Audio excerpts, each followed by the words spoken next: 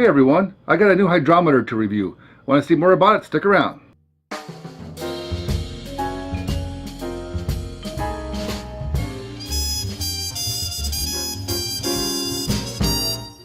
Hello everyone and welcome back. Recently Kyle over at Brewing America had sent me their latest hydrometer kit to do a review video on. Now full disclaimer here, they did send it to me for free and I agreed to do it in exchange for doing this video to share with you, my viewers, my honest feedback and opinions of this new hydrometer kit. And they're not paying me though, so this is my own personal views and opinions.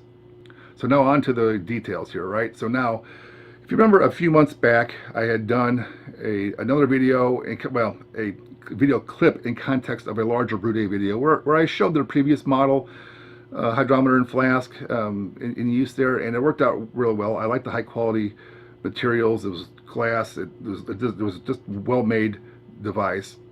So when Kyle asked me again recently to take a look and show off their newest version, I said absolutely, send it my way. Well, when it came here, I was really quite surprised at what had changed about it. I mean, for the most part, there's not a whole lot you can do with the hydrometer to make it better, right? You stick it in your flask, you put the beer in there, you read, right?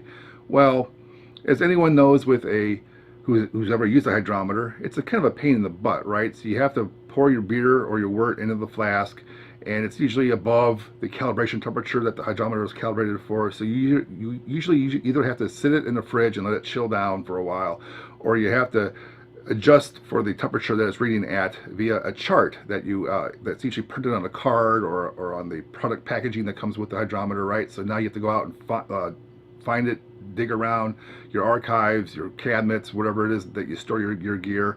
Hope you didn't lose it, hope it didn't get wet and ruined so you can't read it, right?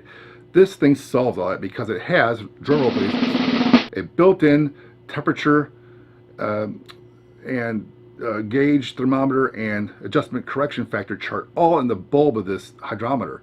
So if you look closely at this thing, on the left side in the big bulb part of the hydrometer, on the it's a thermometer, right? And on the left side is the temperature reading, on the right side is the correction factor. So now you don't have to go around and looking for your little piece of cheat sheet paper to make your correction factors or wait for the fridge to chill this thing down. It's awesome. So I gave this thing a go. I actually had a beer on hand I want to do a final gravity reading on. Actually, this beer, just as a little bit of background, is the beer that I made with the charity auction winner that I auctioned off back in April.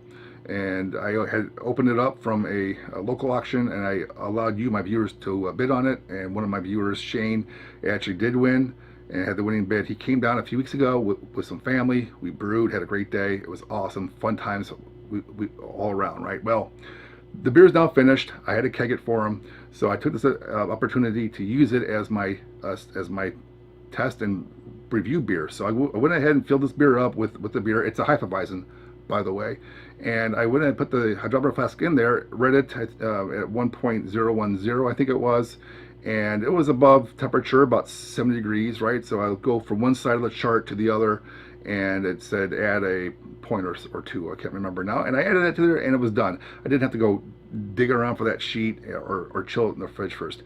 Huge time saver. I've been doing this the old-fashioned way for close to 18 or more than 18 years now, and I can't believe this little simple but innovative feature added to a hydrometer had been missing and lacking in all these years that I've used hydrometers. I mean, it's just something so like self-evident that you're just surprised that it hasn't been there before. Well, Brewing America did it. I'm happy they did it. I love this hydrometer. I'm going to use it from now on. Cool, right?